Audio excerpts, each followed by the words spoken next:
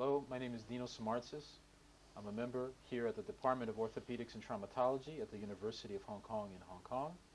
I am currently in the Arthur Hodgson Library here at the department with our esteemed guest and colleague and friend, Dr. John O'Brien, who was a member here at the department back in the late 60s up until the mid-1970s. And we thought it would be a nice opportunity, since Dr. O'Brien is also visiting Hong Kong, to catch up with you and to kind of get some of your recollections and reflections of your time here in Hong Kong and your career in spine surgery and research. So welcome, Dr. O'Brien, back to the Department of Orthopaedics and Traumatology in Hong Kong. Well, thank you very much, Dino. It's great to be back here. And I can't believe all those years have flashed by. I was here for the first time in January '68. It was the week of the Tet Offensive in the Vietnam War. There were very troubled times in Asia. And I had developed an interest in spinal problems in the mid-60s, partly stirred by my mother, who had a disc problem and disc surgery way back in the mid-50s. And she had disc surgery and was never right. She had persisting sciatica and developed a scoliosis. And I was always focused on that problem. And when I heard from a dear colleague, Jack Jens in Ballarat, Australia, that this department and Professor Hodgson was here, I contacted him with a view to coming here for 6 months from Edinburgh, where I had been working, to come here for 6 months to do spinal surgery. I see. So, I mean, your mother inspired you to think about spine surgery. Who was the inspiration for you just to get into medicine? Well, I grew think... up in Australia. Yeah, I grew up in Sydney. I was the oldest of 5 boys and a girl. My dad was a surgeon. 2 of my brothers also did medicine, one in plastic surgery and one in orthopedics and joint surgery. And Dad was a great influence on our lives, but I don't remember any particular point where he sat us down and said, look, it'd be a good idea if you did medicine. I think it was really a question of the good example, the demonstration. He was a powerful influence on our lives, obviously. But we all did medicine at Sydney University, and the 3 of us did, and all, like our dad, became fellows of the Royal College of Surgeons in Edinburgh. And so that was really the background. But in those early years in medicine, Mum had this disc problem, which I didn't know anything about a disc. I subsequently had problems with my own back, but that was the early, that the seed was sown thinking about Mum's problem and her continuing disability. I see. After the disc surgery, which apparently looked initially to be okay, but was subsequently, I mean, she had problems for the rest of her life. Oh, I see. So you trained then you went to the UK. I did 3 basic years after graduation. I did them at St Vincent's Hospital in Sydney. I was then persuaded. I then thought surgery would be the way. Orthopaedics seemed to be the most attractive specialty. So then the practice was to do a year's anatomy after the 3 basic years of clinical work, residency. I then did I then couldn't get a job. The thing used to be to get a job teaching in anatomy, and I couldn't get a job at Sydney University, so I was appointed to the University of British Columbia in Vancouver, and did a year's, in my 4th year after graduation, I did a year's training in anatomy, teaching in anatomy over there, then went on from that. I did some research, orthopaedic research work as well in Canada, and then went on to Edinburgh to do my primary and then subsequently my fellowship. I see. So Yeah. what type of research did you do in Canada? Well, I was working with a guy, Leonard Belanger, who was in Vancouver, who was one of the great men in the metabolism of the osteocyte. And he was doing a sabbatical. He was from the University of Ottawa. He was doing a sabbatical with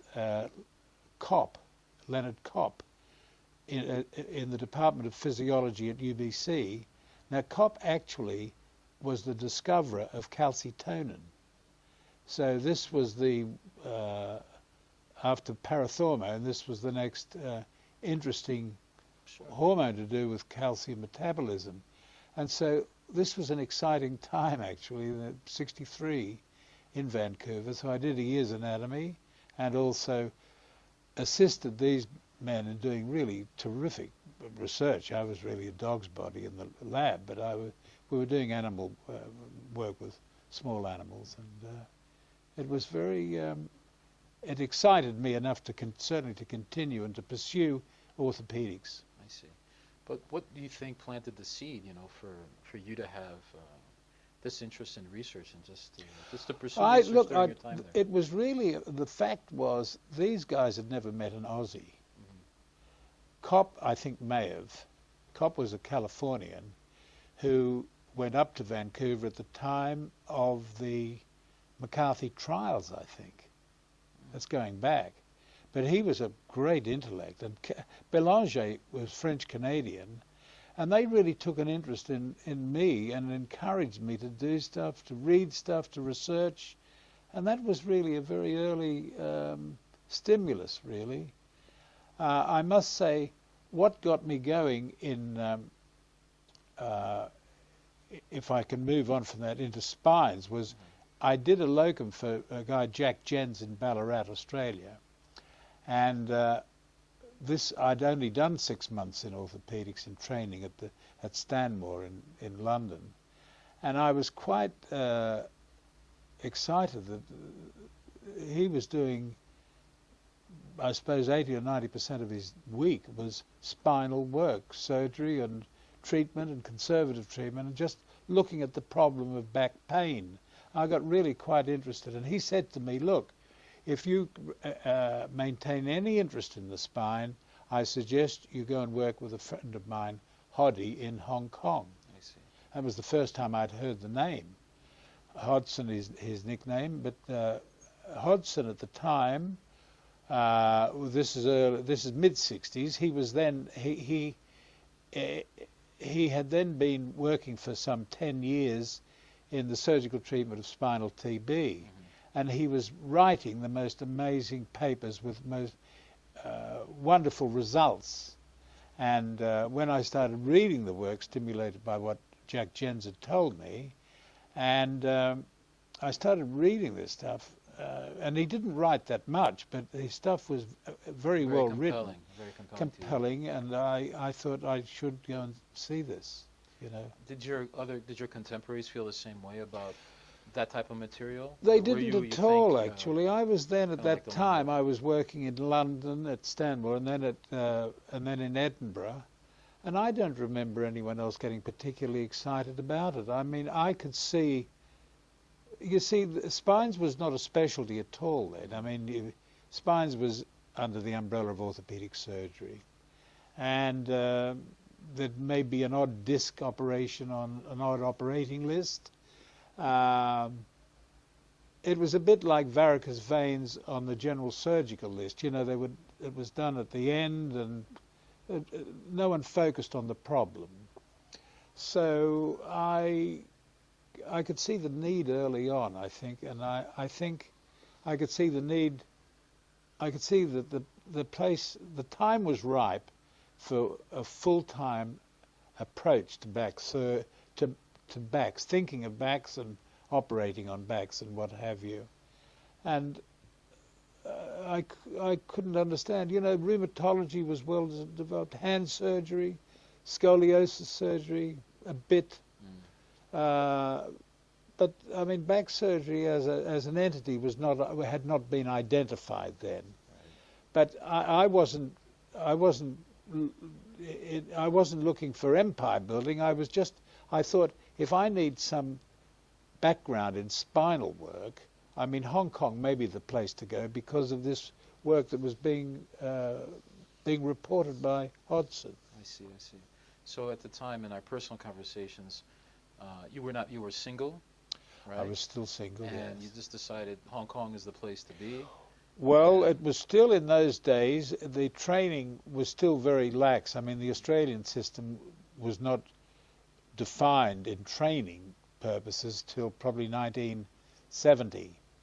So it was still a question of really what you would define for yourself as training. It was still pretty lax. The system was slack in terms of what you did in a training. And I did the basic stuff in orthopaedics at Stanmore, the Royal National Orthopaedic, and then a year with Professor Jip James in Edinburgh. And I thought, well, on my way back to Sydney to practice orthopaedics, I'll drop in and see what Professor Hodgson might offer. Now, when I started writing to him, which would have been mid-66, there was a lot of trouble here with the Cultural Revolution. Chairman Mao, and there was a lot of unrest in here. Yeah. And so there was a lot of uncertainty about whether anything would be on offer, say in 68, when I was thinking about it. And so I remember him writing and saying, we were in communication. He did offer me a part-time job with him with Hong Kong U. And how long was your initial commitment? It was 6 months. 6 months. Right. But he did say, look, you know, after November the 10th or whatever, if there's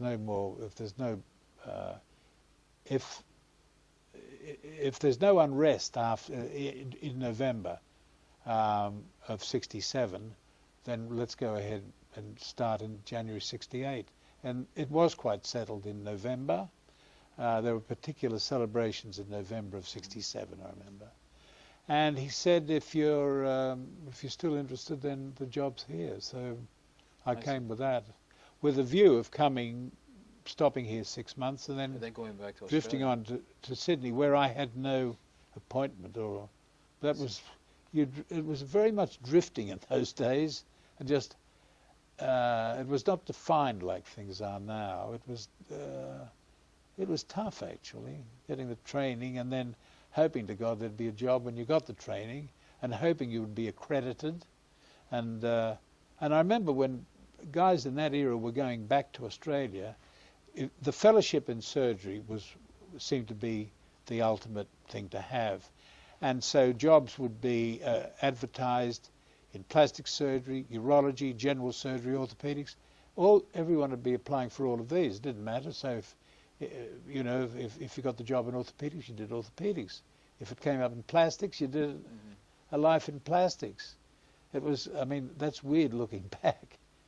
You think of the specialization now. Yeah, things definitely have changed. Oh, yeah. But that's 50-odd years ago. But it was a very, it was an interesting time. I mean, it was, but I just thank God that Hodgson took me on here, because it changed my life, really. So you arrived here alone. You arrived by plane at the old airport, I take it? Arrived at Kai Tak Airport. Yeah. So what were your first, this was your first time in Hong Kong? First time in Hong Kong. Yeah. What were your initial impressions of Hong Kong arriving here? Well, especially arriving with that view of Hong Kong at that airport at the time. It was weird because there was still a curfew in Hong Kong. Is that so? Yeah, there was a curfew, and it may have been like 9 p.m. You had to be off the streets. I mean, that sounds frightening now, but that's how it was.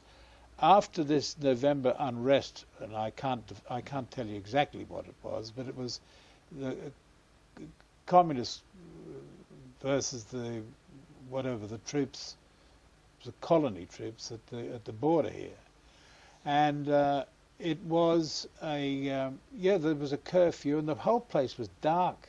You know that I had to get a cab from Kai Tak Airport in Kowloon side, crossing on the boat, the car ferry, right, coming up over here, and I'm not sure that the cabbie could understand the Australian accent.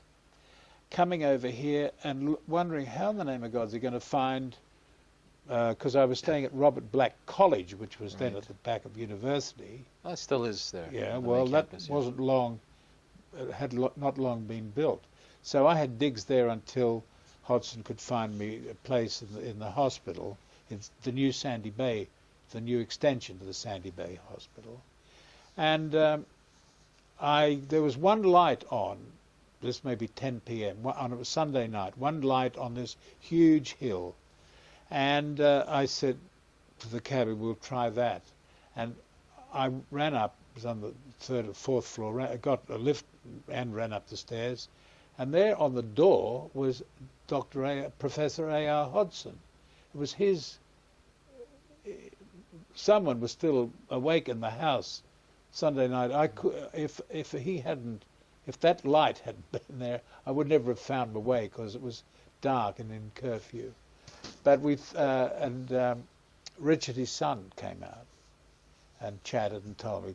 I came back the next morning, and that was a Saturday night. So the Sunday morning I came back and met Hodgson for the first time.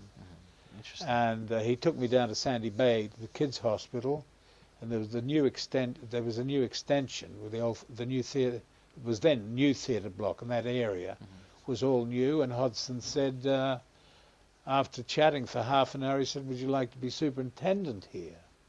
Well, no one had ever offered me anything in my life, right? And it was the first time I was absolutely, positively encouraged. And I said, "Well, yes, What were your initial impressions of Professor Hodgson? Well, I thought, after this, it was a Sunday afternoon, he and his wife, Monica, drove me round to show me the new building at Sandy Bay. And I think we walked up to see where he was offering me an apartment up at the 4th floor, looking over on Sandy Bay. Well, I thought this was marvellous. I'd never had an encouragement like that. I thought he was amazing, actually. Time proved me right. He was a great guy. He was a great leader. He was a great department man. God, he could organize. He was a great thinker. But also, and I could go on, because he had a profound influence on my life. But if you take an example like Alan Dwyer with the screw and cable operation for scoliosis, he'd been ignored by his colleagues in Sydney, and Hodgson said to him, "Look, if you're having trouble, come up to Hong Kong and we'll do a few of these operations together and get your kick started," which is exactly what Hodgson did. He was very generous with his time and energy. He was a great man. I see. I think he was fantastic. Well, it's so evident you've gotten along with him extremely well. I've also heard accounts that he could be quite difficult. Well, he could be tough. You've got to look at his background. He was Uruguay born. He was born in Florida, just outside of Montevideo. At the age of 3 or 4, he was sent off to boarding school in England. His old man had come out way back in the early 20th century as an engineer building the railway in Uruguay. And so this was a pretty tough sort of background, and he was always a bit of a loner in England. I mean, here he was Spanish speaking in the 20s or 30s in England. He was always a little Very bit unique background. bit off the centre, and he had to fight his battles. You know, I think it was could never have been easy for him. And then moving it on, he was an Edinburgh graduate. He then went on. He was in military service in the Second War as military surgeon. He came back after the Second War, and then the National Health Service started in '48. Well, he couldn't get a job, and he was up in Norwich, on the east side of England, and by then he had 5 children. And so he was one of the early sort of brain drains in a way. I mean, he saw a job as a senior lecturer in the Department of Surgery in Hong Kong University, and he was on the ship with the wife and kids and came out here. It would have been early 50s. I see. So that's and against that background, he had to start here with a whole problem with the whole. Hong Kong was then recovering from the Second War. It had been devastated by the occupation. He had to, it was riddled with polio and TB problems, and he faced those and, you know, was instrumental in sort of getting all that under control with general management and over-planning, you know, and not to mention his great work with anterior surgery of the spine. I see. Did he ever confide in you what drove him to go into spine? Or was it because of this? Well, I can tell you what things. We used to have a few chats over the years. One thing I remember he said to me, it always struck him when he was a medical student and doing the anatomy work with the cadavers on the slabs, it always struck him when the dissections were finished at the end of the year, everything was picked and teased and dissected, but the spine was always left intact. No one touched the spine. But the other thing was interesting, that he was amazed that when you opened everything from the front, the abdomen, the spine just it was immediately accessible. You know, it was much more readily accessible frontally than from the back. What precisely drove him, I don't remember particularly. I mean, I think he did other papers and things on spine, on things like hip fusion, I seem to remember, and he worked with Ken McKee, a great hip joint replacement guy. This is way after Hodgson's involvement with him, but in Norwich he was a very good general orthopaedic surgeon. I think what got him into he was an expert in polio management, and I think a man of that time, mid-20th century, military surgeon, good technical man, good thinker, and faced with the problems as they were in Hong Kong, and the TB problem was a big one. It was a cause of great paralysis, and he picked that out as a major sort of focus for his energies, I think, saw the great need and got on with it. He was prepared to face the music, and he was prepared to face tough issues. And I think one major problem here globally in the mid-50s was spinal TB, and so that was what he got on with he was a great man in picking a department and in picking good men. Arthur Hodgson was a great technical man and his successor. And of course the nuns, the missionary sisters of St. Columba, Sister Barbara, Sister Gabrielle, the backup, he got them involved, and that support was amazing. because with two nuns, Aquinas and Sister Gabriel and Sister Aquinas, they were foremost pioneers and research workers in the drug management of TB through 50s and 60s. They did all the medical research on all of that stuff before it was ever released. And so Ruttenji Hospital here, Ruttenji Sanatorium, was an extraordinary place where the management of TB, it was a TB sanatorium where obviously TB lung was the main problem, but when I first came here we were doing 3 TB spine cases a week there. Wow. When I left by early 1976, there'd be one every couple of months. So over that period, a lot had changed. A lot of that was due to Hodgson. I see. And would you say throughout that period he further refined his techniques? Oh yeah, well everything was refined. I mean the techniques were improving, the drug management was improving, the nursing care. Yeah, everything was being year by year being improved. Other people I should mention, Harry Fang was instrumental, an important surgeon in that Medical Research Council trial. I definitely want to ask you about your recollections of Professor Harry Fang and Arthur Yao later on. Yeah. But before I do, I just wanted to touch briefly upon your initial year here in Hong Kong. You arrived in... I arrived in January '68. Well, it was I was just getting settled. I mean, it was so strange to me, the workload. You were staying now at the Duchess of Kent. After a month at the Robert Black at the in the university grounds, I moved to the top floor of Sandy Bay. How long did you stay there for? I was there for like 4 or 5 years, I guess, in the hospital, and then I moved up to Mount Davis Road when I married and had a family later on.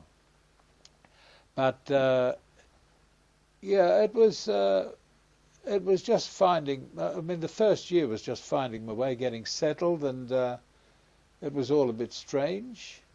I had a couple of episodes of sciatica myself by then, for which Hodgson hospitalised me here at Queen Mary. Was that your first year?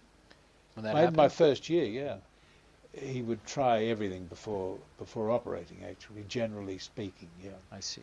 So as someone who's very fresh here to Hong Kong, because, you know, I've been living now in Hong Kong almost 8 years. Yeah. Probably the same amount of time you lived in Hong Kong as well. So what was the most difficult part within that first year that you had to get accustomed to? I think it was the whole strangeness of I mean, I found it competitive. I found, I mean, I was the outsider here, and Hodgson had asked me if I was interested in staying on here, I might add, and I said, what, you know, because the initial appointment was a temporary fellowship, a temporary lecturer in the Hong Kong U, in the Department of Orthopaedic Surgery, and Hoddy said, well, the Chinese like you, so would you consider making it full time? And I said, he said, well, what else are you going to do? Have you got something to go to? I said, no, I haven't. Well, he said, well, why not hang around? So I said, all right. And Arthur Yao interviewed me for a permanent post in the university the following month, and I was then appointed. What month was this? Would have been May '68, something like then, the middle of May. So, I mean, after your appointment then to a more, I guess, full-time or permanent position here, I mean, something very interesting happened in September of 1968. Was that I think you organized a spinal symposium. Yes. Here in Hong Kong, which I think many consider kind of like the start or the beginnings of ISSLS, the ISSLS Society in the future, right. The International Society for the Study of the Lumbar Spine. So can you tell me a little bit about this? Because I find it very fascinating. You were very new here in Hong Kong. and communications were very different back then. Unlike now, where we have emails and our smartphones and things like that. You organized this amazing conference. You brought all these international spine specialists to Hong Kong. And some of the individuals, for example, I think Ed Simmons, right? Ed Simmons was here from North America. You had then, of course, Dr. Dwyer, who was here. Sachs, Dwyer, yes. Dr. Sachs, was he? I think Sidney Sachs was here. Sidney Sachs, and many other individuals. Can you just elaborate on that? I mean, how did that come about? And how was it planning that? It was the September of '68. There was a meeting of the Western Pacific Orthopaedic Association, and Hodgson was going to be the boss. It was a general orthopaedic meeting, and it would have been. It's now the Asia Pacific Group, I think, renamed the Asia APOA, Pacific, whatever. And Hodgson said to me, "Look, I think we should have a symposium. We should have a spinal meeting within the orthopaedic meeting, perhaps beginning the day after the orthopaedic meeting starts. But that way we'll have a lot of experts in town, and we'll have a good orthopaedic meeting, good spinal meeting. Would you mind getting on and organising it?" I said, "Well, yeah." So I said yes, and of course I said yes. And he said, "Well, now let's invite so and so and so and so." And so a list went out, and it was so well received, this Western Pacific meeting, and then 2 days of spinal symposium afterwards. Now, so Hodgson left that practically in my hands, virtually in my hands to run. And that was the first real responsibility I'd ever had. And I think he was really testing me out. But we got a great turnout here. But the centerpiece of that meeting was Alan Dwyer from Sydney. Now, Alan died in 1974, which is 6 years after what I'm talking about. Alan had designed in the early 60s this unique screw and cable operation for scoliosis through an anterior approach. And Hodgson had encouraged him through the 60s by getting him to come up here and do getting him to come up and watch anterior access to anterior approaches to the spine. So this was an anterior approach to scoliosis. That hadn't been done before. And so at the part of the meeting, Hodgson had asked me to get Alan Dwyer, asked him if he would do an operation here. And Alan was only too pleased to. In fact, when Alan came up for this meeting, he stayed for 3 weeks and stayed with me down at Sandy Bay. But we picked out a case. It was a 90-degree, very stiff lumbar scoliosis, a very stiff curve. And Alan did it, assisted with Arthur Yao and myself. And it was done here at Queen Mary. And this would have been done on 5 days before the spinal meeting. Now, the correction of the curve was dramatic. It went, I remember, from 90 degrees to about 16. No one had ever done anything like this before. So Alan, we organised, I'd done a lot of the organising and planning in the background of this. The patient was going to walk in after Alan had spoken for 15 minutes on this new technique. And so this young girl, 16-year-old girl, walked into with a dressing gown on, and the x-rays were put up before and after. And the audience, must have been 60-odd people, in the same lecture room as is here at the end. I see. Exactly that room. And the audience were absolutely, they couldn't believe it. This was phenomenal. There was no plaster on this girl. She was totally, not only was the curve corrected, but there was no external fixation on it. This was phenomenal. because, you know, if you go back a couple of months, not only would she have been, well, she wouldn't have been out of bed, and she would have been in plasters and everything else. Yes, yeah. So this was quite revolutionary. The crowd went ape. They all applauded. And I think this girl was frightened. She, you know, by the applause. But anyway, it was a stunning case. It was the first case Alan had done outside of Australia. Now, in the audience there were some very, very senior orthopaedic surgeons and spinal surgeons. And they all took this word back with them to their various countries. And that launched Alan Dwyer. I mean, he became a folk hero overnight. This was a whole new approach to scoliosis, and nothing had happened in the business of scoliosis, in the surgery of scoliosis correction, since Harrington's instrumentation in the 50s. So this was a big, and it was a big milestone in the whole progress of and development of spinal surgery. I mean, there was definitely a tremendous leap forward. Oh, great leap forward. And apparently Professor Hodgson was a huge fan of Dr. Dwyer. Well, yeah, he was his mentor, really. I mean, Hoddy really encouraged him. I don't think, I really believe without Hodgson, Alan Dwyer was very close to giving it all away. I know that because he told me that. He was totally depressed and disillusioned by the lack of support from colleagues, and without the support of Hodgson, I think the idea would have gone. But he was the only one thinking like that, the only one thinking radically of this surgical approach in the world. I mean, it was a first-timer. It is quite a shame that he wasn't quite received well in his home country of Australia. Well, ultimately he was. Ultimately, he was a folk. Ultimately, he was. But it's always the same. You can't be, a prophet in your own town.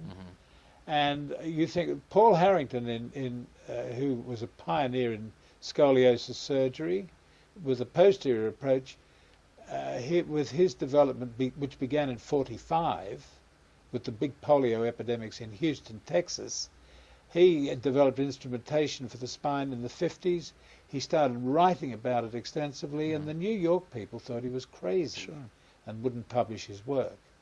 So all people who really cross the line and really are revolutionaries really have an uphill battle, and they're just not well received. I mean, it's nature. You're right.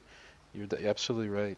I'm always amazed by Hodgson's devotion and dedication to Dr. Dwyer. I ran across an excerpt that Hodgson wrote in one of the journals, and where he wrote, anterior spinal surgery is a subject of controversy. Most of its resistance to this approach to the spine comes from the individual who has not used it or who knows little about it and who rejects it either because he is too old or too lazy to learn about it. So when I read this, I thought, this is interesting, and this obviously is a big supporter of Dwyer and his procedure. But when other people read this, of course, some of his contemporaries, I wonder how they take or how they took to this. To Dwyer? To Dwyer and to Hodgson's kind of steadfastness. Hodgson was totally rejected in the British scene.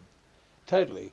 I mean, they would have thought, well, he was a Uruguayan, Spanish-speaking. He couldn't get in the National Health Service system here as an orthopedic. He was buzzed off to Hong Kong, and now he's operating on Chinese people over there. I mean, who knows? But it was only people who actually visited and watched his surgery here that realized he was telling the truth, and there really was a big message in what he had to say. Right. And that's how it always was. The people who saw him work here, and ultimately, when I was here, there were half a dozen a week at least, just here for a few days to see Hodgson or Fang or Yao or all of them operate. People from all over the world. Oh, right? all over the world. With anterior approaches to the spine, with TB or scoliosis, kyphotic deformities of various kinds. I mean, this was a melting pot for many years. I see. Now, moving a a little bit along from the anterior approach to the spine that drew a lot of people here to Hong Kong at the time. I mean, you also did quite a bit of work here focusing on the halo-pelvic apparatus. Aha. Correct? Yeah, and, yeah. So how did that come about? I mean, that's... Well, it was Ronald DeWald in Chicago came up with an idea with his boss, Robert Ray. Now, this would have been in the late 60s, of a skull halo affixed with pins to the pelvic hoop. Now, the demand in Chicago would not have been great at all. I think they reported 1 or 2 cases. But Hodgson, with his travels, and he travelled and lectured extensively, he came back with general plans for this, the general sort of thinking. And this is late '68, and he gave it to me to do something with. I mean, God, I'd never seen anything quite like this, but I could see its use. I could see it had a place, and I discussed this with Les Kesterton at the Mechanical Engineering Department at Hong Kong U. And yeah, we saw it. If you connected the skull halo with the pelvic hoop with 4 extension bars, it might work. So we started. The department made up a couple of these sets, and we started in January '69. It was phenomenally. It for the tough fixed curves. It was amazing. It had to be connected in with very clever and judicious surgery to mobilize the spine, and the patients tolerated it so well. It was amazing. I mean, when I was here, we must have done well over 150 of them. I did my PhD thesis on this subject, and here in Hong Kong. In Hong Kong, I did it. I wrote this thesis actually in Sweden, but the work was done here basically, and it was extra. I mean, the limiting factor was the lengthening of the cervical spine, and also we took, with anything, you know, it's a sort of try. It took a time to figure out what its real indications were. Now, as we were figuring that out, the disease patterns were changing.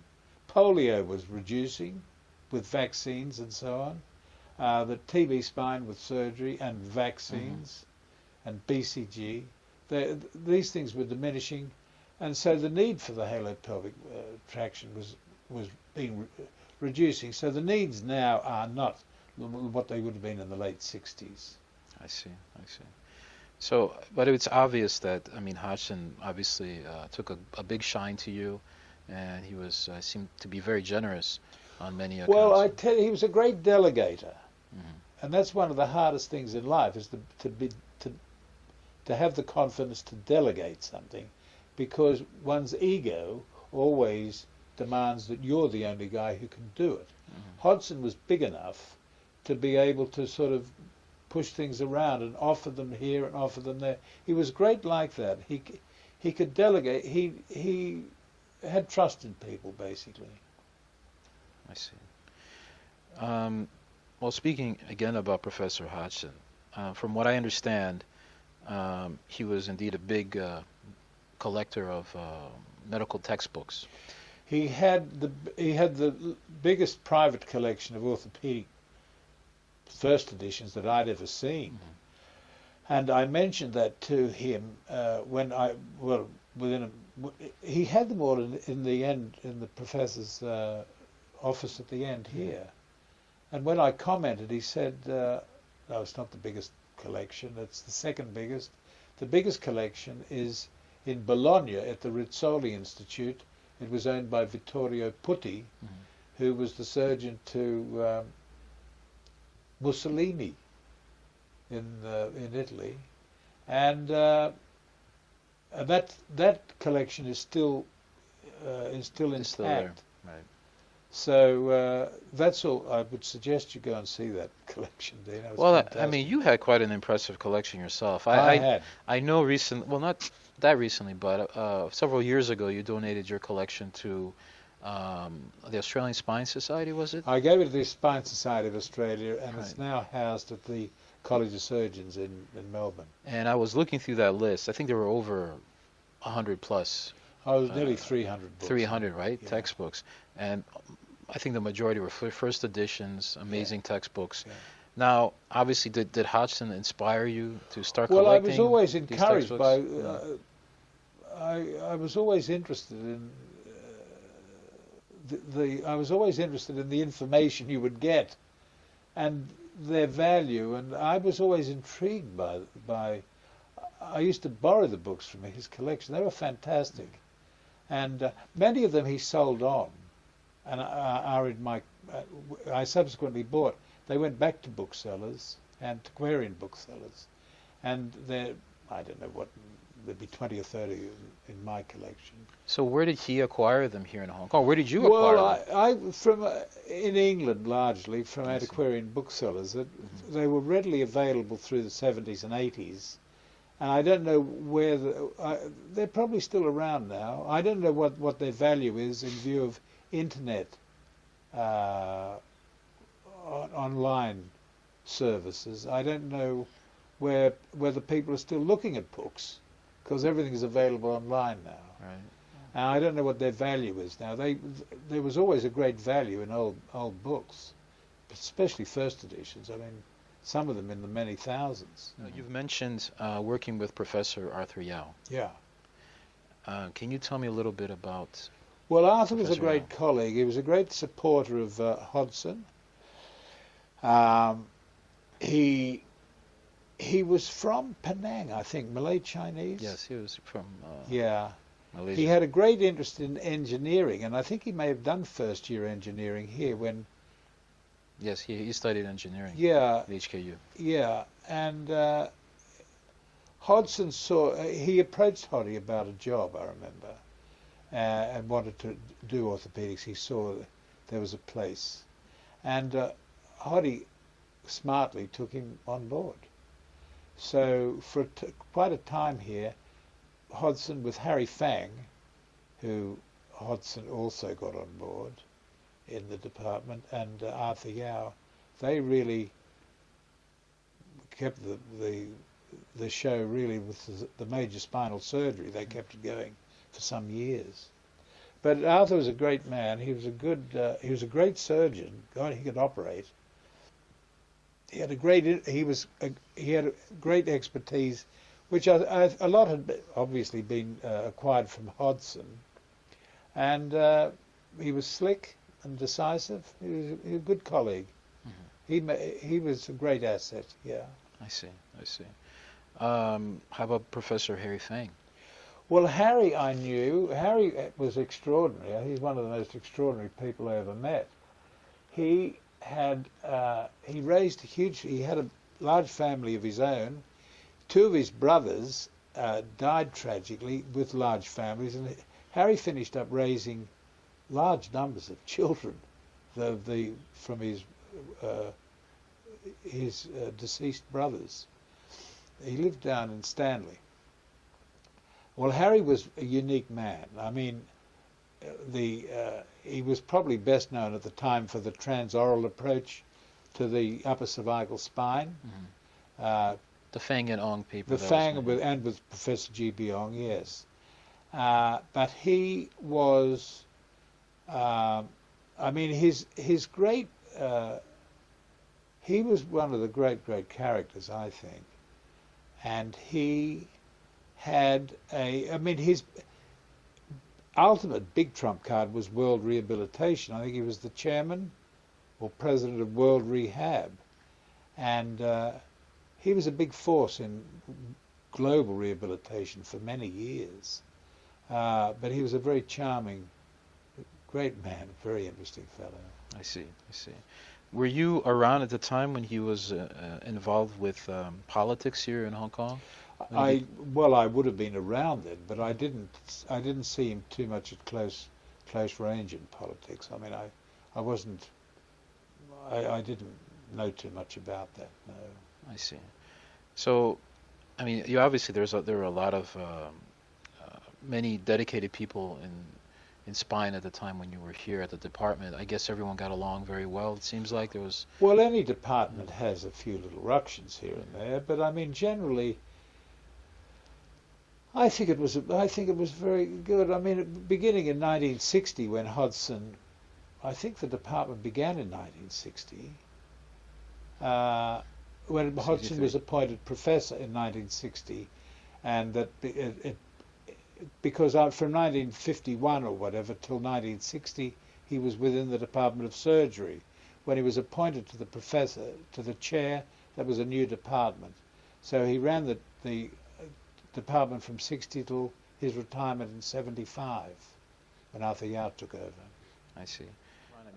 You had some fantastic memories of Professor Fang and Yao. Anyone else from the department, such as Louis Shu? I know that Louis I taught. Louis was an undergraduate when I came here in '68. I remember teaching him orthopedic surgery, and the following year, or maybe even that year, he graduated. I know it was that because in '68 he graduated, and I think he came down to Sandy Bay and worked then. And Jacquelin Perry was around from Rancho Los Amigos in Downey, California. Now, Hodgson had brought Jacquelin Perry over to re-energize the children's orthopedic program here.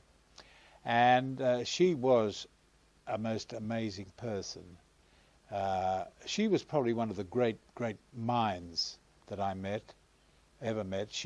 The skull halo was pretty much original with her, treating paralytic deformities of the spine in California. But Jackie Perry, who was initially a physio, then a surgeon, and gait analysis was all original with Jackie Perry.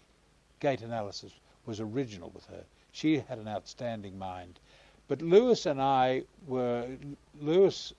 was working with me, and we were fortunate to have Jacquelin Perry living in Sandy Bay, looking at all that paralytic and TB work. Louis and I were so lucky to have her there. It was a fantastic time.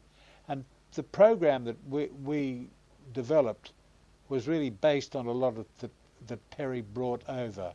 Hoddy had Red Cross funding to bring Perry here for 3 months, and it was again a great. It was an inspiration that he did that. She was one of the best thinkers around at the time. But Louis was great for in many ways. Louis was one of the great forces for continuity down at Sandy Bay. You see, Sandy Bay was the world's biggest children's orthopedic hospital at that time, world's biggest. Its capacity was 200 beds. I don't remember getting up to 200. We got to like 180, as I recall. In the summers, that would be pretty much full up. But Louis and I, God, we'd spend hours correcting paralytic deformities, and he had a lot to offer in kids' orthopedics. And he really, he was, what would I say, he was very deliberate and thoughtful and energetic. He was a very good man, Louis. But those years in Sandy Bay, there's a lot of continuity here now with Ken Chung, and of course with John Leong previously, who was here he was head of department here for a long time, and Keith Luck after him. There's been a great continuity in orthopedic surgery and spine surgery here, really from the time Hodgson became professor in 1960. So it's got still a great world reputation. Well, I had been appointed to Oswestry on the England-Wales border, and they were keen to sort of set up a full-time department of spinal disorders, and I was here nearly 10 years, so it was time to move on. Hoddy was retiring, Arthur was, there was a change, you know, a change was, I'd done my dash here, I think, and I was ready to move on. Right? To move, and this was the best job of its kind going in Oswestry, and within the health service, but I'd been approached to run it, which was a great honour because the National Health Service usually doesn't approach you. And so I took that job up, I think it was late in 75, oh no, early 76, and ran that for 10 years, setting up a full-time department for spinal disorders. It was the first of its kind in the world, but all I did really was just put into practice what I'd learned from Hodgson in Hong Kong. Wow, wow. And by the time you went to England for this new chapter in your life, you were married at the time? I think you had 2 kids? I married in 72. In Hong Kong? In I married a Scots girl. Actually, the wedding took place in Surrey, near London. That's right. And the first 2 of my 5 children were born here at Queen Mary Hospital, where your dear wife will soon deliver. Yes, at any moment now. Any moment any now. moment yes. now. So then you relocated to Oswestry? I was in Oswestry for nearly 10 years. And how was that like? It was amazing. I mean, it was a great challenge. It needed doing. I just became totally full-time spinal surgeon then. And I really, as I said, just to put into practice everything I learnt here, which included really just how to run a department, which I thought Hodgson was very good at, which was picking people out and delegating and keeping an eye on things and being responsible and moving it along. It did become a great mecca, much as I learnt here in Hong Kong. It became a great sort of place in world orthopaedics, I think, in that period, because the anterior approach was being put into place in Britain. Anterior surgery for scoliosis, a new look at back pain, thinking of the pathological mechanisms of back pain, the nerve supply of the disc. I mean, we were working on so many fronts. It was fantastic, actually. It was a very energetic period in my life. But if I hadn't been in Hong Kong, I couldn't have done it. I see. Well, I think during that time that you were in Oswestry, you also worked with Jeremy Fairbanks, or Professor Fairbanks nowadays. Fairbanks. And the 2 of you, as well as with, I think, several other colleagues, developed the Oswestry Disability Index Questionnaire, which I think is probably one of the most well-used and most well-cited outcome tools that we have nowadays for I think that's right. What inspired you to Well, what pursue inspired me was this. I knew John Charnley, the great developer of the hip joint replacement. He was in Wigan, up near in Wrightington, near Manchester, which was an hour and a half by road from Oswestry. And I was interested in a full-time department of spines, of course. That's what I was doing in Oswestry. And he really had a full-time department of hips. And I thought, and he was an old Oswestry trained man, John Charnley. And he was the great contributor to hip joint replacement. Did you know that? Yes. Did you? Sure. John Charnley was a unique guy, very amazing man. And I thought I'd go up and see what was on offer in terms of running a full-time, how to establish a full-time department. Well, I learned a lot of stuff from him. God, he was amazing. But the thing that really bowled me over the first time, I went up several times, spent a few days there looking it over. The thing that he did was patients would be assessed pre-op.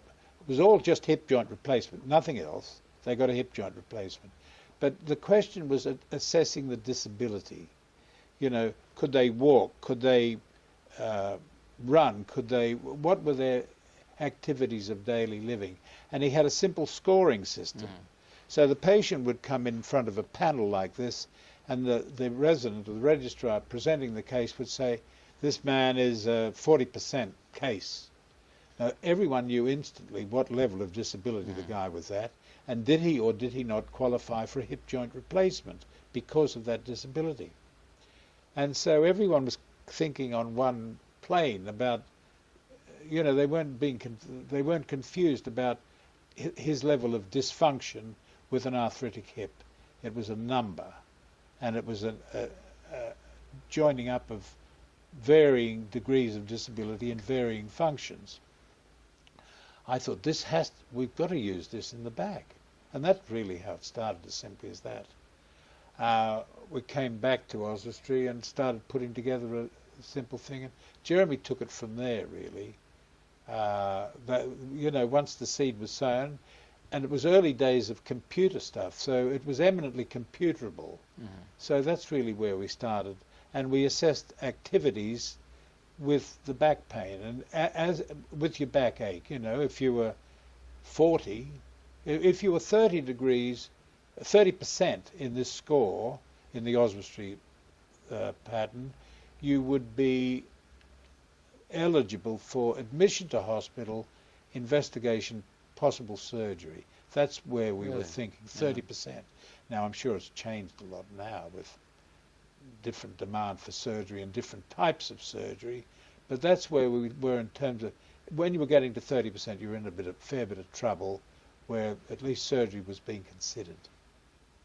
So I think that was an important, I think it was an important development in assessment, no doubt. I see. And after your time in Oswestry, that was about 10 years, right?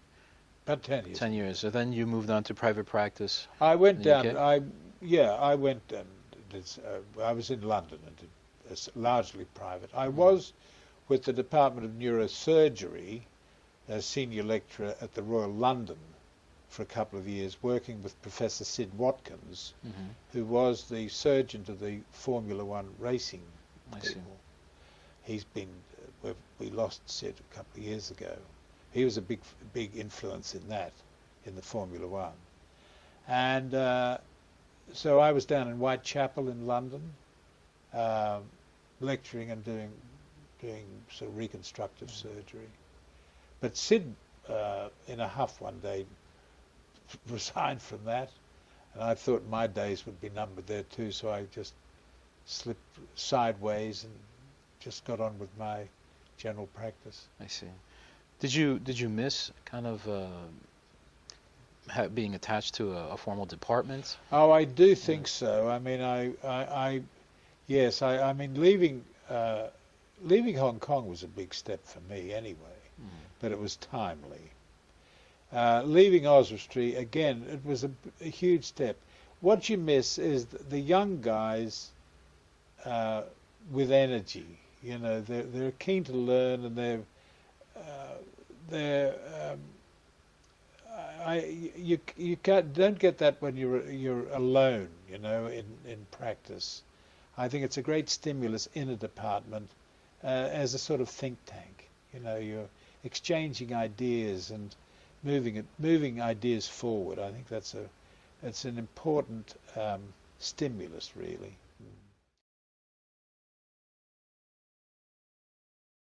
You know, you've experienced quite a bit. I mean, you grew up in Australia, went to school there, trained in the UK, went back to the UK, came out to Hong Kong, Asia.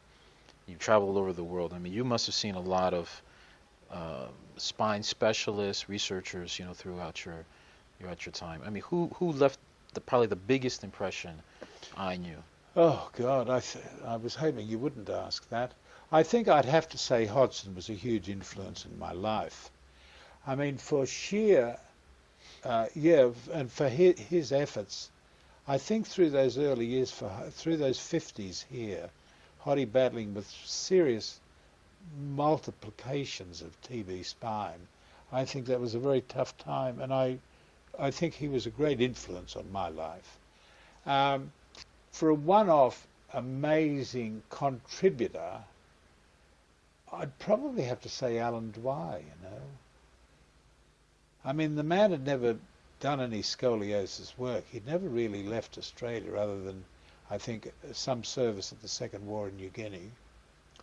He had all those ideas about, I mean, you know, how he came about that. And of course, with any good idea, when it's explained to you, you think, oh, of course that's right. Yeah, now, Alan established that when you take discs out, you're freeing up the spine like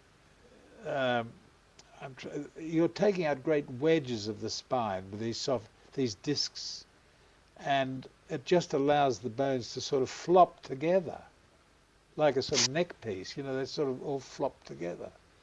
And how in the name of God he got that, I don't know, because, you know, it's not as if he'd gone and seen John Moe operate or Cobb in New York operate. I mean, he just home alone in Sydney thinks, that was amazing. Quite exceptional.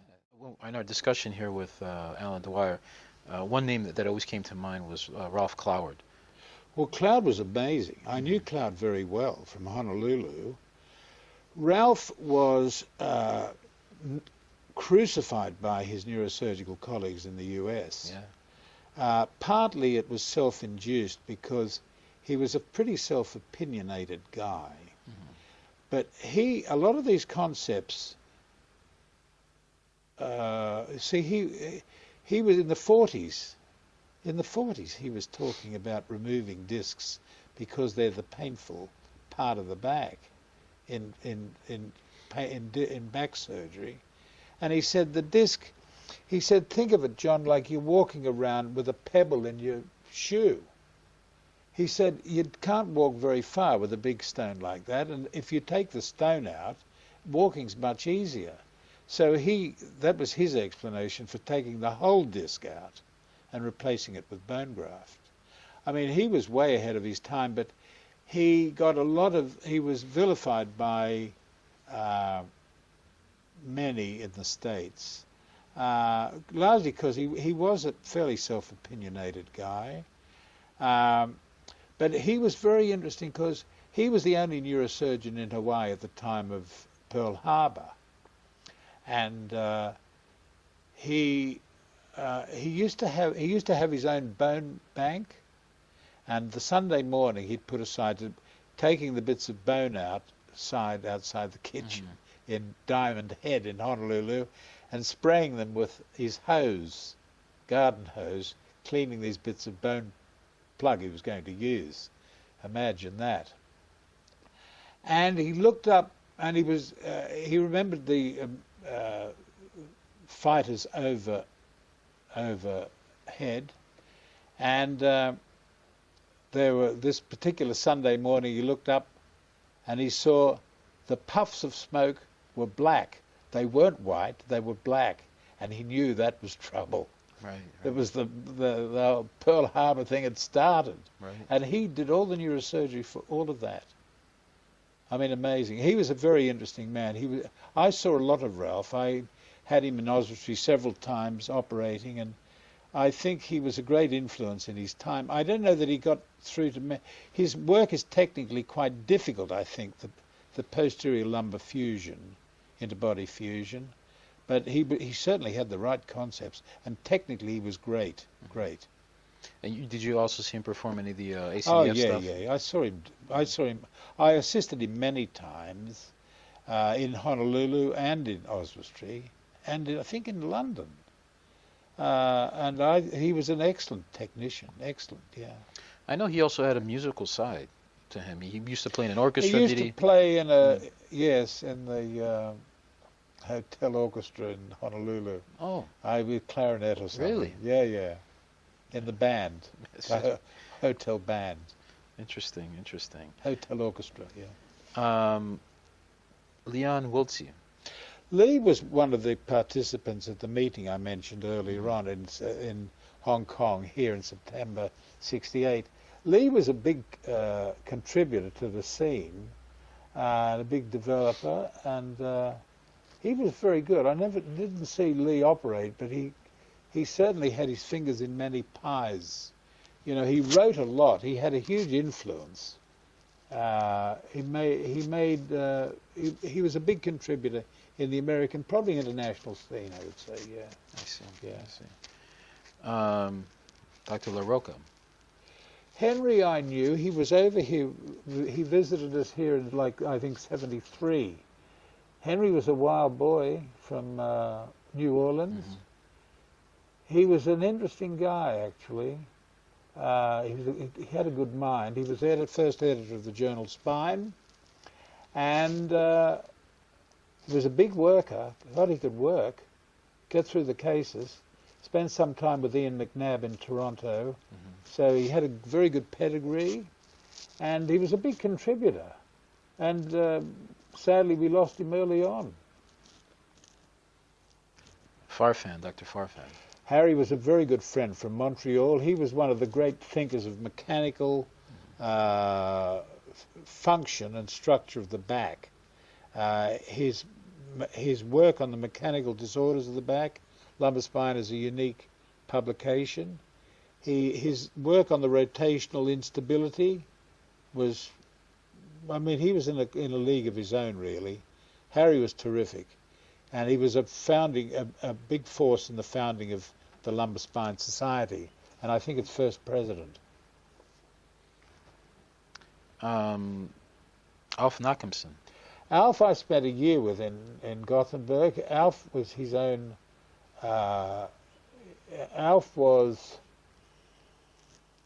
He was a big influence. The interesting thing, I heard Alf Nachemson talk at a BOA meeting, British Orthopaedic meeting in '67, before I came here. The meeting was at Imperial College in London, and Alf gave a talk on the respiratory function in cases of scoliosis worse than 60 degrees, saying that, you know, if they get to 60, they're going to be in bad lung function. And I was never sure about that. I mean, in fact, I'm not sure about it now. But my God, from there on, everyone with a curve near 60 degrees got spinal surgery. How about Henry Crock? Oh, Harry Crock. I knew Harry because we worked on opposite sides of London for a period in the 80s or 90s. Harry had made a big contribution in surgical anatomy of the spine. He was a great dissector, and he worked in Oxford for a time and got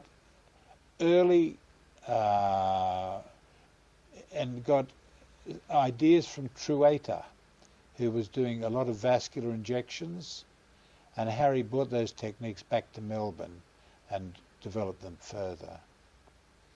I see. Well, speaking of Australia now, how about Dr. Ron Beetham? Ron was a good man. He was in Ballarat, so I knew Ron very well. Ballarat was the place I first got fired up about backs, about doing spines. And Ron, I tell you, Ron, the first day I was in Ballarat, Ron had a background in general surgery, so he was very adept at handling vascular tissues. But Ron had been ill with a hepatitis thing and was back operating the day I arrived in Ballarat, and I was there for 3 months. But the first day I was there, he did 3 anterior lumbar fusions one afternoon. Oh, God, I mean, that was a huge influence on me. I mean, not to go and do them, but, I mean, I'd never seen this operation. I mean, I didn't know anterior lumbar surgery existed. Mm-hmm. This is 1966. And Ron was dealing with a backlog because he'd been away for months. But he had a lot of very grateful people around him there. There were a lot of big, strong farmers with bad backs around Ballarat. And Ron was a good surgeon. But he became more involved with Asian orthopaedics, did he not? Or trying to think what, or WHO? Or?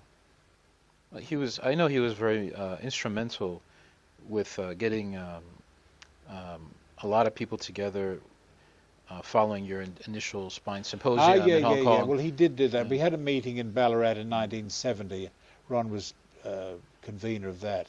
Ron was a very keen back man and a very important man in the early days of the Lumbar Spine Society. And I think he tried to organize a meeting in Greece, was it?